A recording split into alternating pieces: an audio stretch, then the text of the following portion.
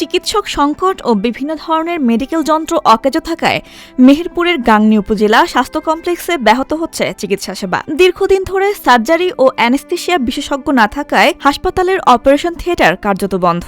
ফলে ডেলিভারি বা অন্যান্য অপারেশনের জন্য রোগীদের বাধ্য হয়ে বেশি খরচ করে যেতে হচ্ছে বেসরকারি ক্লিনিকে।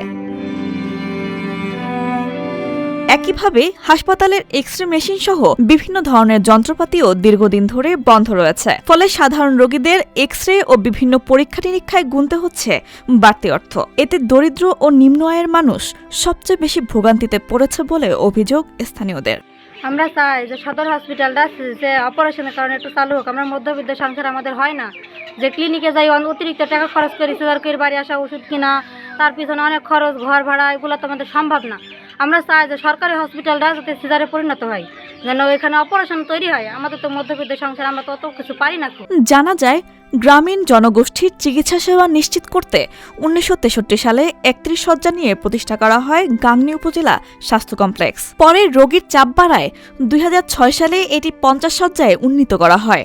X-ray MT lab Israil Hossain, সে 1 বছর আগে রিটায়ার্ড হয়ে চলে গেছে। 1 বছর ধরে মেশিনটা বন্ধ। যদি নতুন লোক বাংলাদেশ সরকার নিয়োগ দেয় বা অন্য জায়গা থেকে বদলি করে এনে দেয়, তাহলে এই এলাকার জনগণ খুব উপকৃত হবে।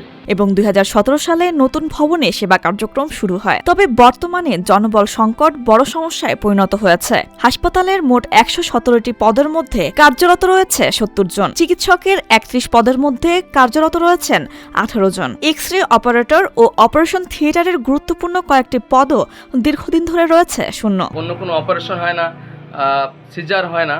এটার আসলে গ্রাম অঞ্চলের মানুষ সেখানে যায়, কিন্তু পর্যাপ্ত চিকিৎসা সেখানে পায় না। সেখানে আশেপাশের মানুষ যেগুলো আছে, অসহায় মানুষ, তারা ক্লিনিকগুলোতে যায় এবং সিজারের কারণে অনেক টাকা সেখানে ক্ষতির সম্মুখীন হয়। তবে প্রয়োজনীয় জনবল নিয়োগ দিয়ে দ্রুতই অপারেশন ও এক্স-রে সেবা চালু করার আশ্বাস দিয়েছেন পরিবার পরিকল্পনা কর্মকর্তা।